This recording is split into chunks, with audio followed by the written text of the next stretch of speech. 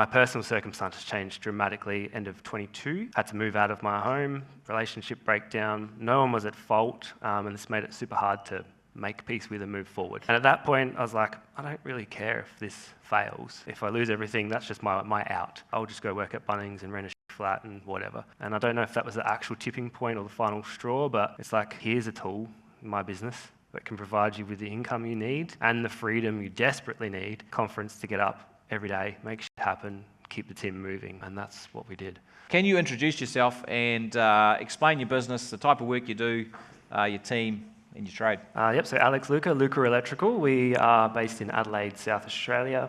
We've got a team of 9 currently, and that includes Troy, who's my ops manager here with me today, admin officer. We've got 5 tradies ranging from fully fresh qualified to 15 plus years in experience. And we've also got a first year apprentice on board. We cover a variety of commercial, electrical and data works, but our real specific jam is in the banking world and ministerial and parliamentary.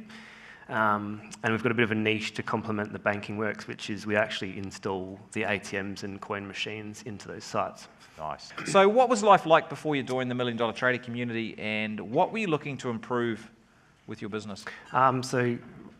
Excellent question, because I feel like I've joined PT twice. I joined PT in the very beginning for a few of the common things. That was running the business out of my shed. There was no separation between work and home. We were professional bank balance accountants.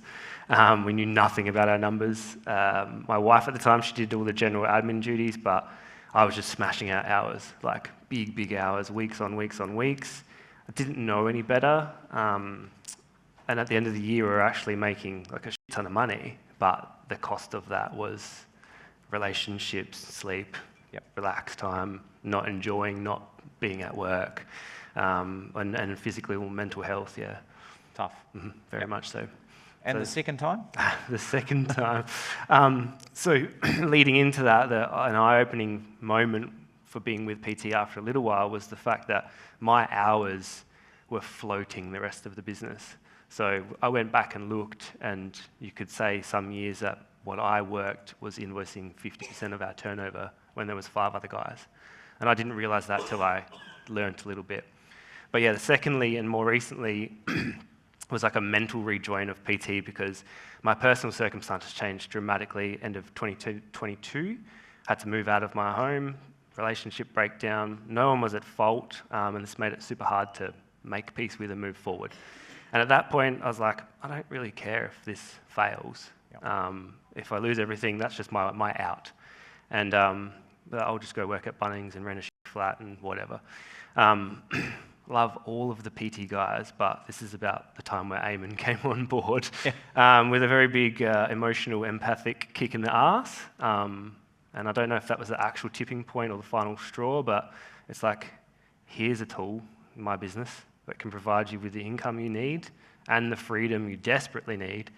Conference to get up every day, make shit happen, keep the team moving, and that's what we did. Nice. Yeah. So what have been the biggest changes you've made? Let's go through it. Okay. Introducing an ops manager and admin officer, huge for a buyback of time.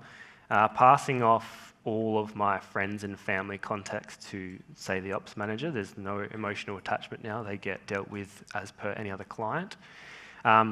We follow up all of our quotes, create a sense of urgency, daily targets, back costing, getting to the live boot camps. I started that after moving out of home, and just making sure that all of the team actually has their contracts, their JDs, employee handbooks, they were the key things. And obviously now have a work-home life separation, and creating that space is excellent. Everything on my phone switches off at 6 o'clock at night, so I don't have to deal with anything.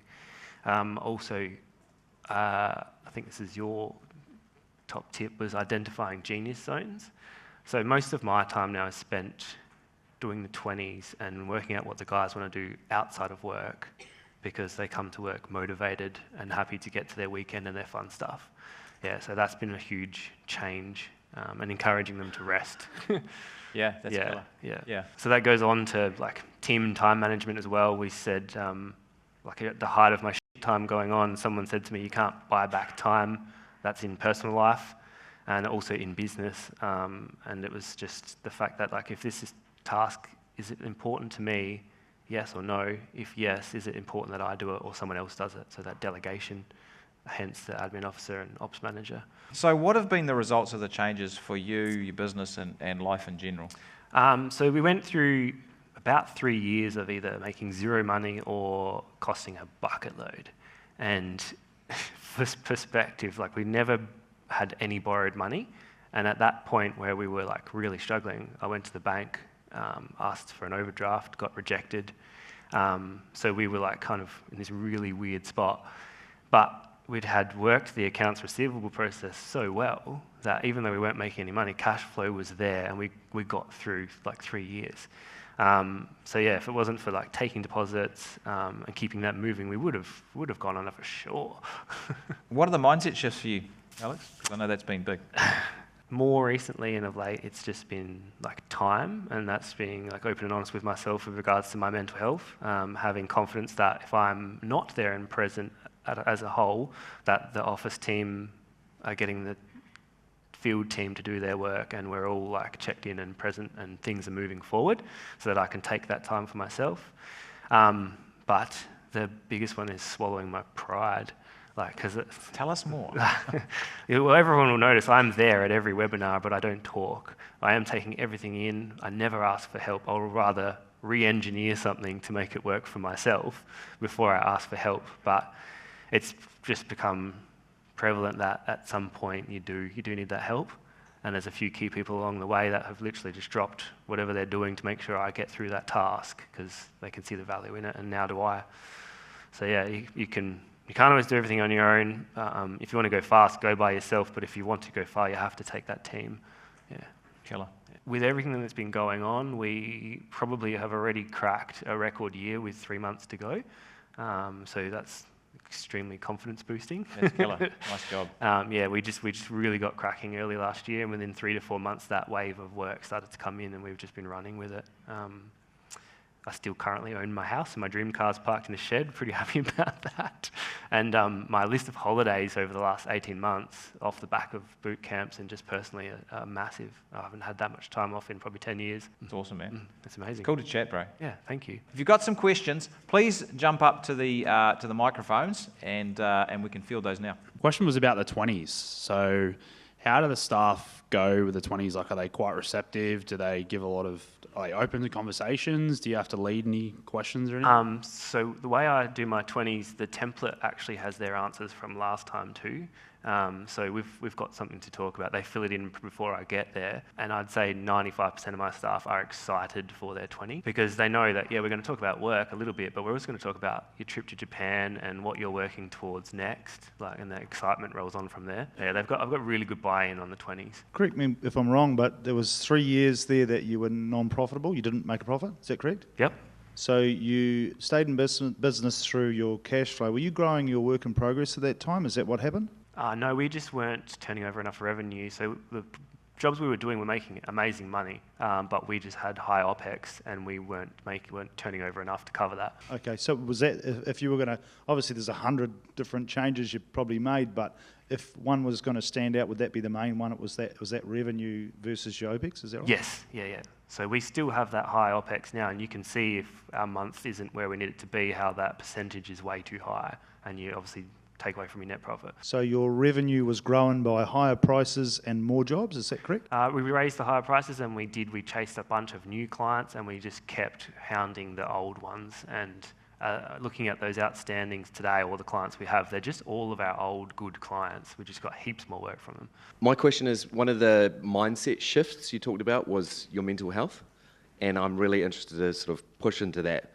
What did you do? What changed? Going back to that, I can give 5 good hours. That's 5 good hours at Luca Electrical. I've also structured into my week, I do indoor cycling coaching, and like the 20s, the reward I get from seeing people improve both fitness, form, function on their bikes, just bounces my days into. So then I go do my 5 hours at work, and I'm on a high. I also have a release which is completely unbusiness professional. It's a podcast lots of profanity, lots of sexual innuendo, but it's hilarious. Adding those two things into my week as like different avenues of expressing myself basically has been a huge mental shift. And I love to lay on the floor for hours on end. Okay, so I just need to join some dots here. So your mental health has improved, but what effect does that have?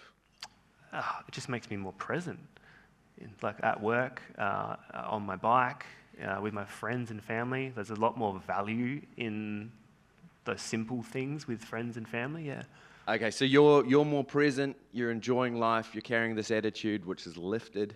What are the implications for the business, like the financial results or the team that you're working for? Why does that matter, whether you're feeling crap about life or whether you're feeling great?